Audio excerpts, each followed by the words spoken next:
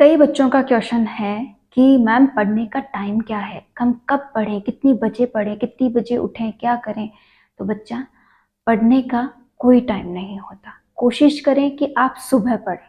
ठीक है, एक कोशिश है कि आप अगर कोशिश कर सकते हैं तो सुबह जल्दी उठ के पढ़ लीजिए। वैसे आप जब आपका मन करे आप तब पढ़ें। अगर किसी को सुबह जल्दी उठ के पढ़ना पसंद है तो वो सुबह जल्दी उठ के ही पढ़े। किसी को रात जाग के पढ़ना पसंद है तो वो रात जाग के ही पढ़े। आपका मन करना चाहिए पढ़ने के लिए। अब कई बच्चे बोलेंगे मैम हमारा तो मन ही नहीं करता। बच्चा, जब अपने लक्ष्य को लेके एक लगन लगती है ना उसे पाने की, तो मन अपने आप करेगा। आप अपने लक्ष्य के लिए दिन रात जागोगे, नींद आंखों में दूर दूर तक नहीं होगी। अगर आज भी आपको नींद आती है और आप एक पढ़ाई के लिए समर्पित नहीं हो सकते, तो आप में अभी तक वो जुनून आया ही नहीं है अपने लक्ष्य को पाने के लिए। तो पहले अपने अंदर एक जज्बा जगाइए कि हाँ, मुझे अपना लक्ष्य पाना है और मैं अपना लक्ष्य पा लूंगा। इसके लिए जो भी मुमकिन कोशिश हो मैं करूंगा, हर एक मेहनत करूंगा, हर एक जो भी मुझसे बन पड़े मैं वो काम करूंगा, लेकिन मैं पढ़ूंगा, अपना लक्ष्य पा लूंगा। फिर आप डिसाइड कीजिए कि आपको दिन में पढ़ना है या रात में।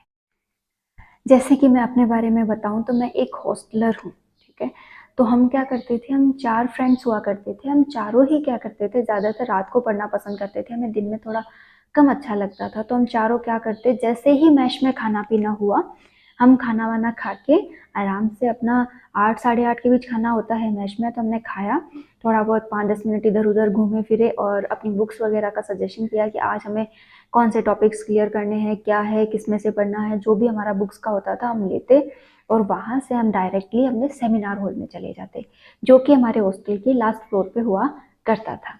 तो वहाँ पे हमें ये सुविधाएं थी कि आप इजीली बिना डिस्टर्ब के इस रूम में बैठ के पढ़ सकते हो। बस ये था कि यहाँ का फर्नीचर वगैरह आपको फैलाना नहीं है, ये जैसे सेट है ये वैसे ही सेट रहना चाहिए। ओके, ये हमारे लिए फिक्स था। तो हम चारों लोग वहाँ जाते, अपनी अकॉर्डिंग जो भी कॉर्नर हमें पसंद होता था हम उस अकॉर्डिंग अपना कॉर्नर चूज करते और आराम से बैठ के वहाँ पढ़ना स्टार्ट कर देते। हम लोग हमारे लिए थोड़ा बहुत मैश वाले भैया से चाय वगैरह भी बनवा के लाते थे और इजीली जैसे भी हमें टाइम मिलता, जैसे थक गए हैं 12 बजे के समथिंग, या फिर बीच में हमें कभी एक बार चाय पीने का मन करता था, उस समय हम डिसाइड करके या तो चाय पीते थे।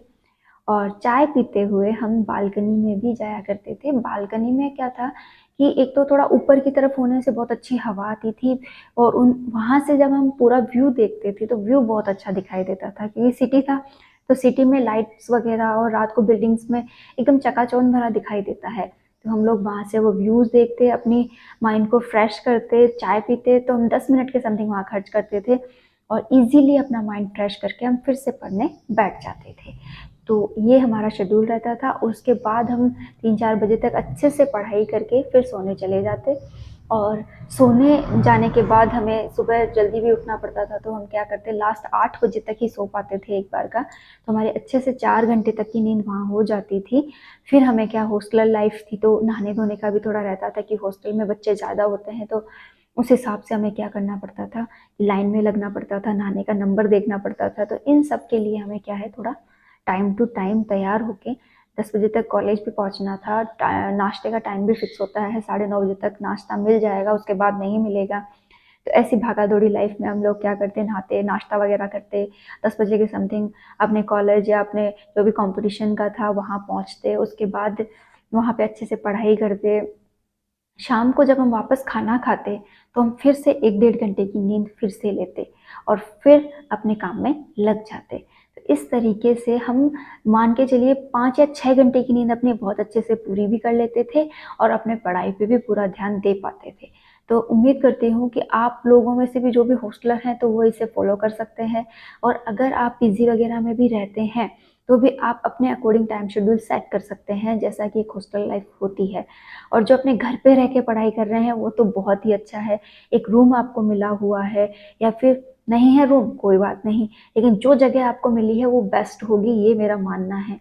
आप इजीली क्या कर सकते हैं, अगर आपको दिन में कंफर्टेबल हो रहा है तो आप दिन में पढ़ लीजिए। अगर घर में ज़्यादा डिस्टर्बेंस होता है दिन में तो आप अच्छी नींद लीजिए, बहुत शानदार तरीके से नींद कंप्लीट कर लीजिए अपनी, ताकि आपको रात को नींद डिस्टर्ब ना करे।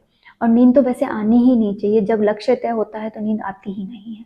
तो आप इजीली क्या कर सकते हैं, रात को बहुत अच्छे से पढ़ाई कर सकते हैं, चाहे वो कहीं भी बैठ के करो, चाहे रूम में घर वाले सो रहे हैं तो आप अपने हॉल में, बाहर बरामदे में, छत पे, जहाँ कहीं पे भी आपको लगे कि हाँ यहाँ बिल्कुल भी शोर शराबा नहीं है, डिस्टरबेंस नहीं है, मैं वहाँ पढ़ लूँगा, तो आप वहाँ पढ़ने बैठ सकते हैं।